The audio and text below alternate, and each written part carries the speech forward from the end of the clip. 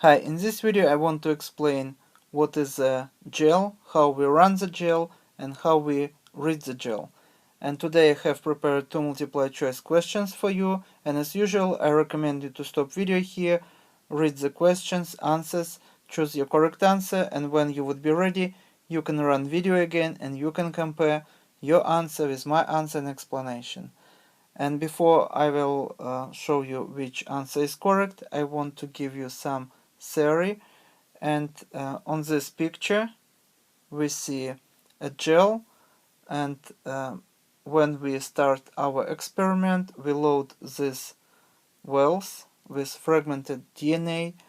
Usually we fragment DNA by cutting it with enzymes, and we cut all the samples. Here, as you see, we have 6 samples we cut with the same enzymes, but because we have different mutations, the fragments would be of the different size. So this is where we begin our experiment by loading fragmented DNA. So this is going to be a start, and this side would be finish. But unlike in sport, we don't wait until each fragment of DNA would cross the finish line.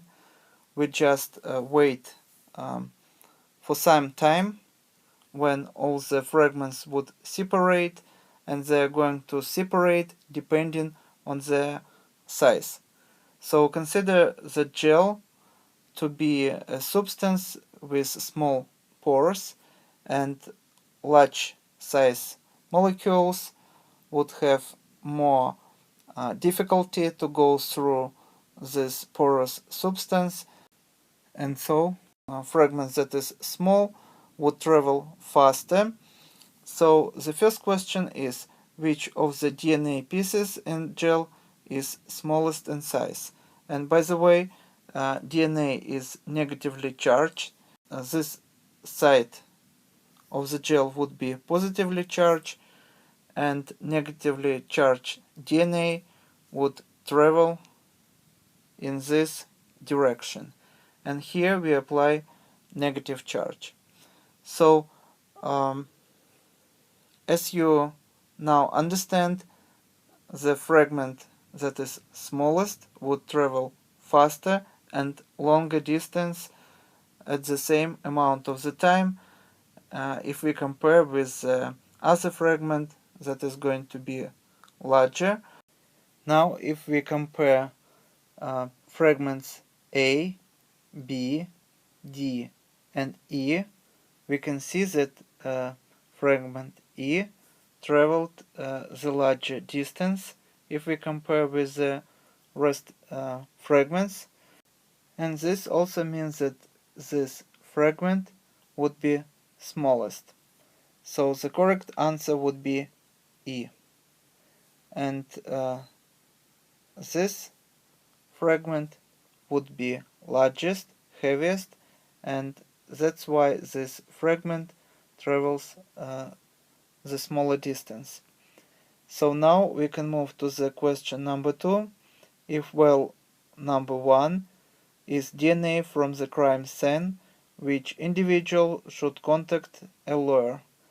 And now we have to compare fragmented DNA of the person number 1 with fragmented DNA of other samples, and each sample represents different person. And this is very easy to do. We just have to find the person whose DNA also fragmented to 4 fragments. As you see, for example, here we have 1, 2, 3, 4 and 5 fragments, but sample number 1 have 4 fragments. So also we have to compare not by number of the fragments, but by the size of the fragments, because when we cut DNA with the same enzymes, each DNA would have different mutations, and this enzyme wouldn't be able to attach to the same places on each DNA sample, and would cut each DNA sample at the different size fragments.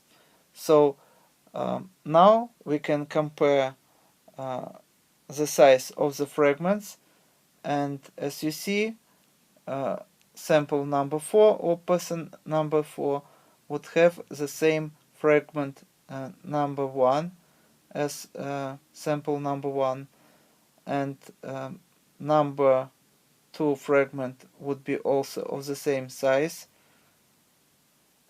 If we compare with sample number 4, but sample number 6 also would have the same band of the same size, and we can disregard this sample because it misses the fragment number 1 or band. We call this band. Each band, of course, made not with one molecule but with millions of molecules. So we also use a dye to be able to see it under the ultraviolet where we have such bands. So if we proceed to compare the fragments, we would see that only sample number 4 would have the same pattern of the fragments, and we can come to the conclusion that this is going to be the same person. So this person, number 4, have to see his lawyer. And this is going to be our answer C. And this is all for today. Thank you for your attention. Please subscribe for my new videos that I post almost every day. Thumbs up if you like this video. Please write your comments, questions if you have any, and see you in the next video. Goodbye.